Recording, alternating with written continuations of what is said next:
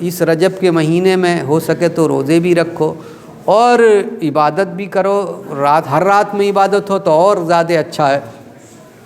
گناہوں سے باز رہو، جیسے کہ اللہ نے ارشاد فرمایا کہ یہ حرمت والے مہینے ہیں، احترام والے مہینے۔ رجب کا مطلب ہے عظیم ہونا، تو اس میں مرتبہ بلند ہوتا ہے۔ جو کوئی اس رجب کے مہینے کا احترام کرتا ہے، لڑائی جھگڑا نہیں۔ دور جاہلیت کے لوگ لڑائی جنگ جو ہے بند کر دیا کرتے تھے، نہیں لڑتے تھے۔ تو مسلمانوں کو بھی چاہیے جو اللہ نے حرمت والے مہینے رکھے ہیں ان میں لڑائی جھگڑا نہ کریں، کسی سے گالی گلوچ نہ کریں، کسی کی غیبت نہ کریں، کسی کی چغلی نہ کھائیں، کسی کا مال نہ ہڑپ کریں، کسی کی امانت میں خیانت نہ کریں، پیٹھ پیچھے برائی نہ کریں، اللہ کا ذکر کریں اور اللہ کا شکر کریں۔ اللہ کے رسول سرکار مدینہ صلی اللہ تعالی وسلم نے ارشاد فرمایا کہ جسے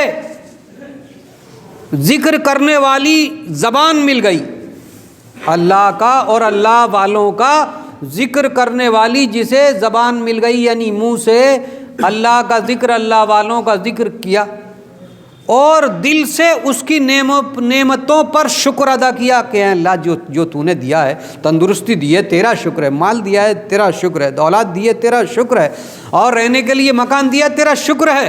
تو شکر کرنے والا دل جسے مل گیا اور ذکر کرنے والی زبان جسے مل گئی، مانو اس پر اللہ کا انعام ہو گیا، اس پر اللہ کا، جیسے کہ سورہ فاتحہ میں ہم تم سب پڑھتے ہیں انعمت علیہم، کہ اے اللہ جن پر تو نے اپنا انعام نازل فرمایا، تو اللہ کا انعام ہے یہ جسے شکر کرنے والا دل مل گیا۔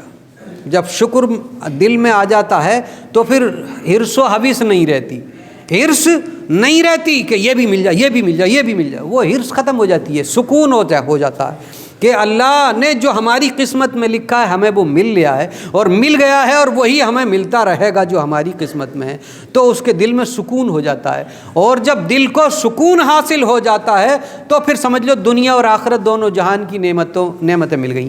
اور بے چینی دل کی جو ہے، آپ آئے دن اخباروں میں پڑھتے رہتے ہو کہ جو ادھیکاری IAS PCS ہیں وہ بھی خودکشی کر رہے ہیں، بڑے بڑے گھر میں لڑائیاں جھگڑے ہو رہے ہیں۔ کیا اس کی وجہ؟ دل کو اطمینان نہیں، دل کو سکون نہیں۔ مال ہونا یہ دل کو سکون نہیں دیتا، نہ جانے کتنی بے چینیاں ان کے ساتھ ساتھ آتی ہیں۔ اللہ جس کے دل کو سکون عنایت فرما دے، جان لو کہ اس نے دنیا کی بھی بھلائی پالی اور آخرت کی بھی بھلائی پالی۔ اور جب خود اس کے دل کو سکون ہو جاتا ہے تو وہ دوسروں کو بھی سکون میں دیکھنا چاہتا ہے، اور جو خود پریشان ہے وہ چاہتا میں تو پریشان ہوں، اسے مزہ آ رہا، یہ بھی پریشان ہو تو دوسروں کو وہ پریشان دیکھتا ہے۔ تو اللہ سے دل کے سکون، اب دل کا سکون کے بارے میں 13ویں سپارے میں رب کائنات نے ارشاد فرمایا ہے، الا بذکر اللہ تطمئن القلوب، جان لو، خبردار ہو جاؤ کہ اللہ کے ذکر سے دل کو سکون حاصل ہو جاتا ہے، اطمینان قلب حاصل ہو جاتا ہے۔ اطمینان قلب، ہر ایک آدمی اطمینان قلب چاہتا ہے، ہر ایک آدمی چاہے کوئی بھی ہو، وہ ہر ایک یہ چاہتا مجھے سکون مل جائے، تو سکون ملتا ہے اللہ کے ذکر سے۔ تو جسے اللہ کا ذکر مل گیا، ذکر کرنے والی زبان مل گئی، اس پر اللہ کا انعام ہو گیا۔ ذکر، اللہ کے ذکر سے یہ جان لو کہ یہاں کے دنیا کی آفتوں سے بھی بچ جاتا ہے انسان، اور آخرت کے عذاب سے بھی بچ جاتا ہے۔ قبر کی تنہائیوں میں بھی وہ ذکر اس کا مونس اور ہم جو ہے غمخوار ہوتا ہے قبر کی تنہائیوں میں۔ اور جو اللہ کا ذکر نہیں کرتے تو پھر کیا ہوتا ہے، وہ سیاسی باتیں کریں گے بے وجہ کی، کہ اس نے مایاوتی نے یوں کر دیا اور اس نے یوں کر دیا، اس نے یوں کر دیا، صبح سے شام تک، شام سے صبح تک تمام بری باتیں، کسی کی غیبت ہو رہی ہے، کسی کی چغلی ہو رہی ہے، کسی کی برائی پیٹھ پیچھے، بے وجہ کی، اس سے کوئی فائدہ نہیں، کوئی حاصل نہیں، کچھ نہیں، بے وجہ کا۔ یا قصے کہانی، جھوٹے قصے کہانی گائیں گے، بتائیے اس سے کیا حاصل ہے، سوائے گناہ نامہ اعمال میں لکھے جانے کے اور کچھ حاصل نہیں ہوتا۔ صبح سے شام تک آپ کتنے ہی نیتاؤں کے تذکرے کر لو، اگر 1 روپیہ تمہاری جیب میں آ جائے تو ٹھیک ہے صاحب کہ صبح سے شام تک ہمیں 1 روپیہ تو ملا، 1 روپیہ بھی نہیں ملے گا۔ اور رب کا ذکر کرنے سے اللہ تبارک و تعالیٰ کا وعدہ ہے رزق بھی دے گا، وہ وہی دیتا ہے۔ رازق کون ہے؟ اللہ رازق ہے، واللہ یرزق من یشاء بغیر حساب، اللہ جسے چاہتا ہے بے حساب رزق دیتا ہے۔